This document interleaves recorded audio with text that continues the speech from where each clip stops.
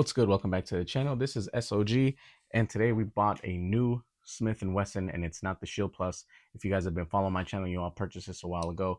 And I used to be the biggest Smith & Wesson hater. I'm not going to lie. I didn't really like how their guns looked, so I never really bothered to try them out until I purchased this Shield Plus, and man, I fell in love with it.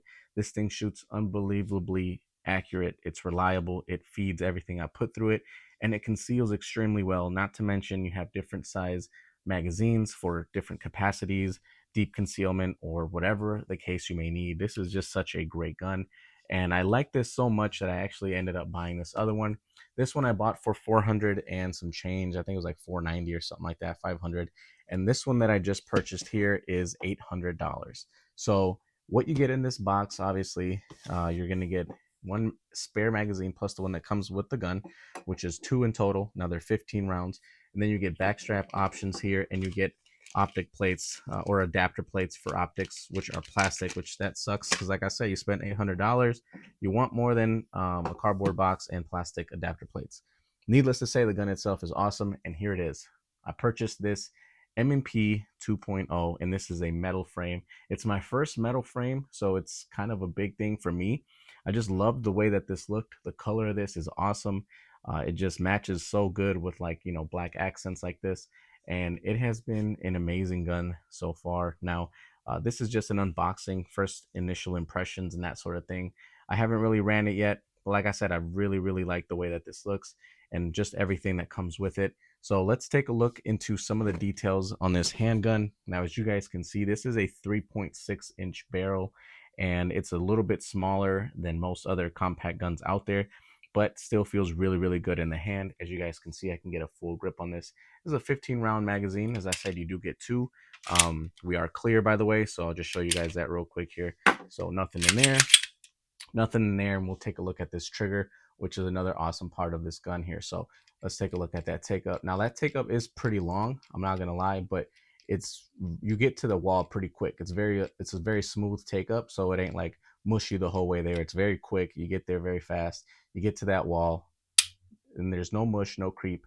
It just breaks, and the break is really soft, and the reset is really good as well. So it's got an awesome trigger here. I love, like I said, it's got the front and rear slide serrations, and they actually went up high on that slide versus what they did with this Shield Plus, where they just did that little bit on the bottom there.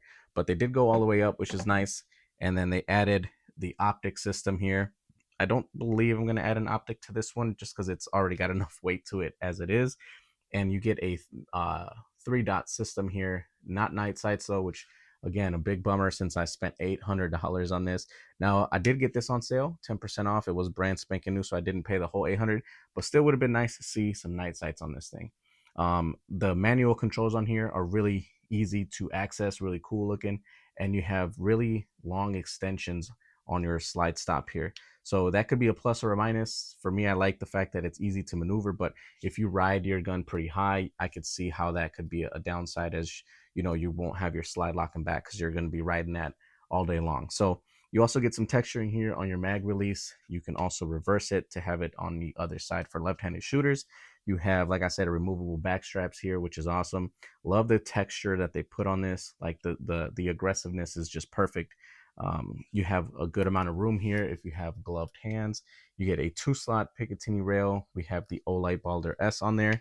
It's light and laser, so it's really cool.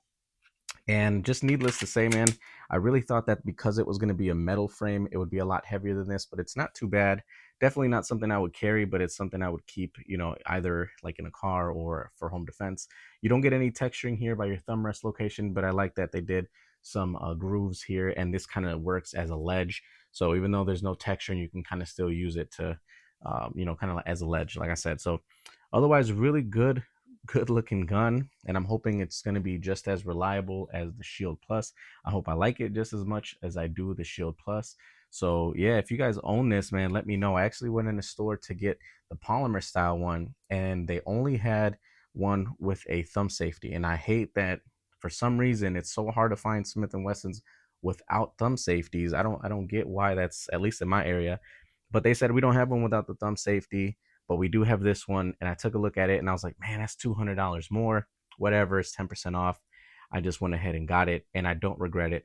Now I can't wait to get to the range and really shoot this, because like I said, it's my first and only metal frame handgun, and I would love to see how this is different, or how it feels in terms of recoil and just shootability versus something that is just, all around polymer. So if you guys have a metal frame handgun, let me know in the comments what it is, and if you notice any difference if you have shot it compared to, let's say, a polymer style or frame handgun.